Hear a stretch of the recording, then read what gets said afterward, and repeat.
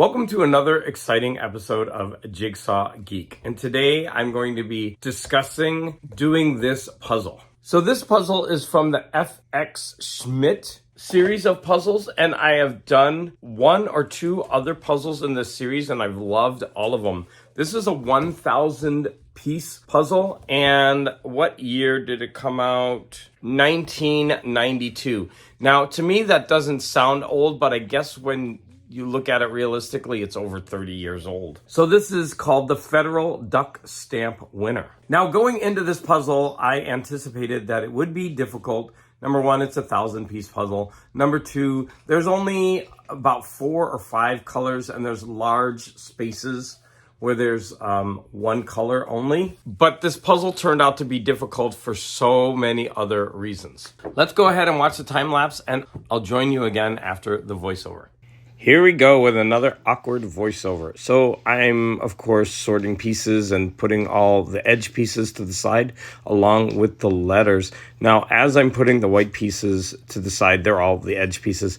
There were so many that I decided not to even do the border, and I went with the letters. Now, initially, the two parts of the letters are really easy, but then it gets super tough. And you're going to see that I struggle a lot with it. And I'm going to abandon that. And I'm going to go ahead and move on to the sky. Now, it's bad when you give up the border to do like a blank area, like a one color area, like, you know, that yellow sky. And the sky was pretty easy, but you could see that I kind of stopped midway and I jumped to another color. I'm doing the grays there, and then I jump back to the yellow. It's just this puzzle was pretty difficult. So now I'm back again to doing the sky, and I'm building around the duck's face. You're going to see that the duck's face is going to come into view. And then I go back to the white and the gray of the body. This part was actually a lot of fun to do. I really loved putting in the gray and the white pieces. And then after that, I think I start trying to do the black of the bird, but I quickly give that up and I move over to do the grays of the mountains. Now the grays are on both sides of the bird, but the gray on the right side of the bird the brown is slightly darker, so it was really easy to differentiate the pieces. And the mountains didn't take me very long, and that was actually pretty enjoyable. But now when I go to the blacks, now there's blacks in multiple areas, not only on the bird, but also the bottom of the water. And so that was pretty challenging. And also there were a couple of different directions that the wings were going. And so that was a little bit of a challenge because the blacks on the tail was different from the blacks on the wing. And then, of course, you've got the lake.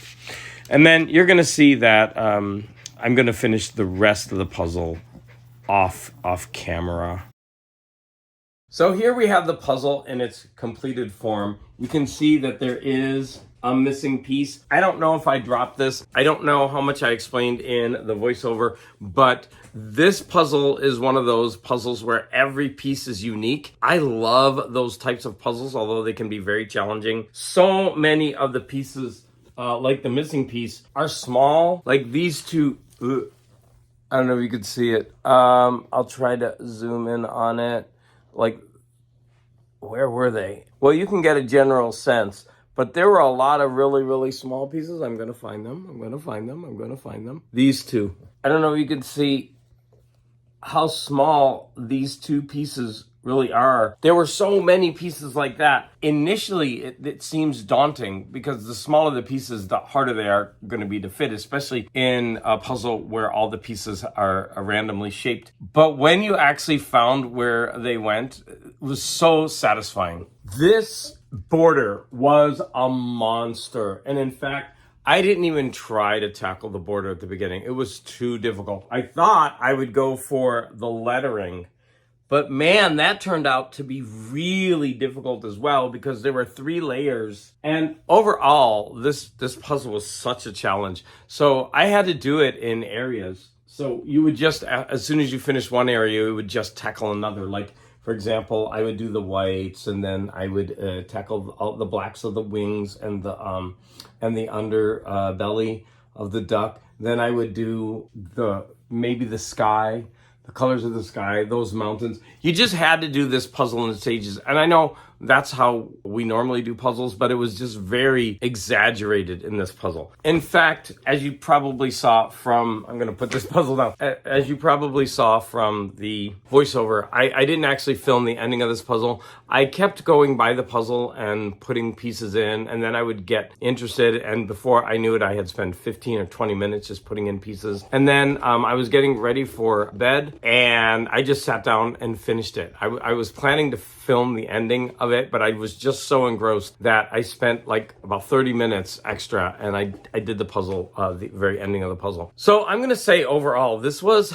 a really, really fun but challenging puzzle. If you ever find an FX Schmid puzzle and you like the image on it, I highly, highly recommend you get it, but just know that you're gonna be in for a tough but ultimately really satisfying puzzling time. So it is the month of October, and looking ahead, I'm going to be working on the world of... No, that's not the right one. Okay, that was a mess up. I am doing this, but I'm going to do this later in the month, and what I'm going to be doing is I'm going to be listening to the novel as I do the puzzle. I think that's going to be a pretty interesting experience.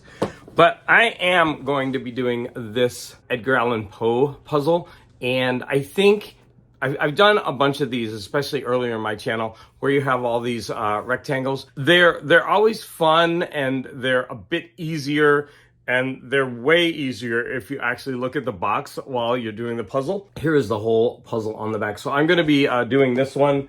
I might do this one. Now, many of you might remember that I talked about taking this puzzle to my classroom and allowing my kids to do it. But we have a new principal, and he's very strict, and he's one of these people who want the kids, you know, from the beginning of the class to the end of the class doing all academic work. I decided that it wasn't worth the risk. I took down my puzzling tables. It's just the nature of the climate. You never know. Like, my last principal was much more easygoing. I find a lot of benefit for children doing puzzles.